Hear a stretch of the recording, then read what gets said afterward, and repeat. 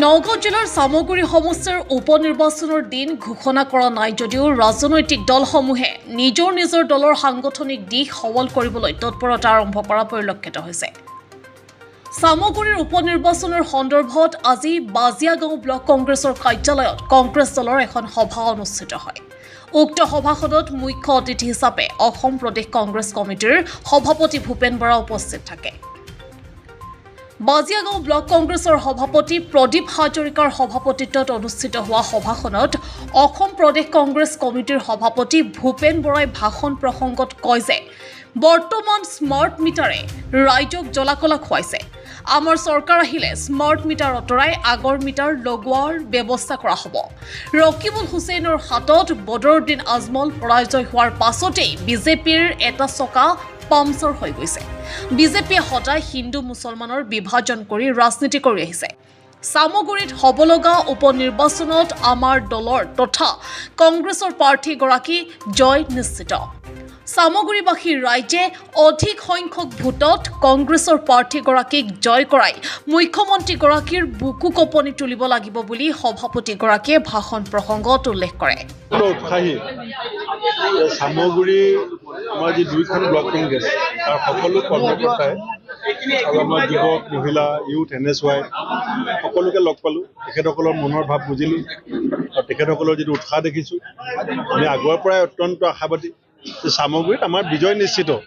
কিন্তু আমি বিচাৰিছোঁ যে ৰেকৰ্ড সংখ্যক ভোটত আমি চামগুৰিৰ পৰা জিকিব লাগে আৰু দলৰ কৰ্মীসকলৰ উৎসাহ দেখি মই অনুভৱ কৰিছোঁ যে আগতকৈ বহুত ভালকৈ আমি চামগুৰিত জিকিম।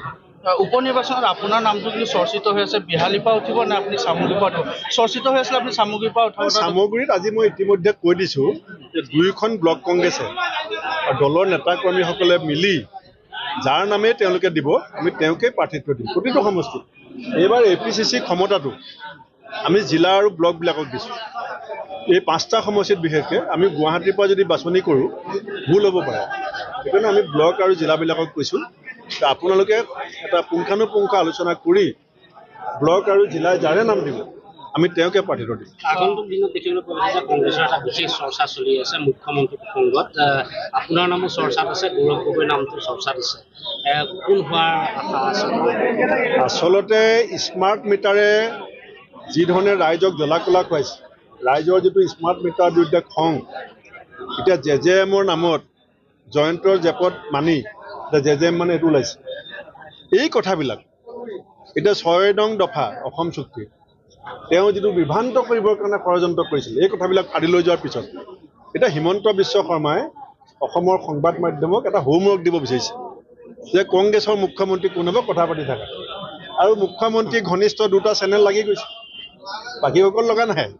মুখ্যমন্ত্ৰীৰ ঘনিষ্ঠ 2টা চেনেলে ভাবিছে যে হিমন্ত বিশ্ব শৰ্মা ডাঙৰীয়াই যিটো অস্বস্তিত পৰিছে স্মাৰ্ট মিটাৰৰ কাৰণে, যিটো জল জীৱন মিছনৰ কাৰণে 6 নং দফাক লৈ যিটো অস্বস্তি, তাৰ পৰা পৰিত্ৰাণৰ উপায় বিচাৰি তেওঁ 2টা ঘনিষ্ঠ চেনেলক লগাই দিছে যে তোমালোকে কংগ্ৰেছক হোমৱৰ্ক দি দিয়া, এইটো তোমালোকক হোমৱৰ্ক দিছোঁ, হোমৱৰ্ক কৰি থাকা। স্মাৰ্ট মিটাৰ সুফল হ'বলৈ আৰু এটা বছৰ লাগিব বুলি তেওঁ ইতিমধ্যে কৈছে। সুফল পাবলৈ স্মাৰ্ট মিটাৰ সুফল পাবলৈ হ'লে যে এবছৰ লাগিব বুলি কৈছে, সেইটো হিমন্ত বিশ্ব শৰ্মাই বুজি পাইছে যে কংগ্ৰেছ যেতিয়া আহিব এবছৰৰ পিছত তেতিয়া ৰাইজে এই শাস্তিবিলাকৰ পৰা পৰিত্ৰাণ পাব। আমি স্মাৰ্ট মিটাৰ আঁতৰাই দি আমাৰ পুৰণা মিটাৰ আমি লগাম। আমি স্মাৰ্ট মিটাৰ আদানীক ধনী কৰিবলৈ লগাইছোঁ। এইটো 4000 কোটি টকাৰ কেলেংকাৰী। আজি JJMত কি হ'ল চব ওলাই পৰিল, কেনেকৈ লুটপাট হৈছে 8%ৰ পৰা 15%লৈকে। গতিকে আপুনি চাই থাকক, আমি যে কৈ আছোঁ SIT বনাম, লাহে লাহে মুখ্যমন্ত্ৰী টোপনি খতি আৰম্ভ হ'ব। বিৰোধী ঐক্যমঞ্চ যদি আপোনাৰ 16টাকৈ ৰাজনৈতিক দল আছিল তাত লাগিব বিচৰা নাই। অসমৰ ৰাইজে আমাক কৈছে যে বিৰোধী ঐক্যমঞ্চৰ নামটো আমাৰ পচন্দ হোৱা নাই, কাৰণ আমি আপোনালোক ক্ষমতালৈ অহাটো বিচাৰিছোঁ। গতিকে আপোনালোক কিয় বিৰোধীত থাকিব? সেইকাৰণে আমি অসম সন্মিলিত মঞ্চ কৰিছোঁ। তাৰ চুটিকে হৈছে অসমেই অসম চলাব।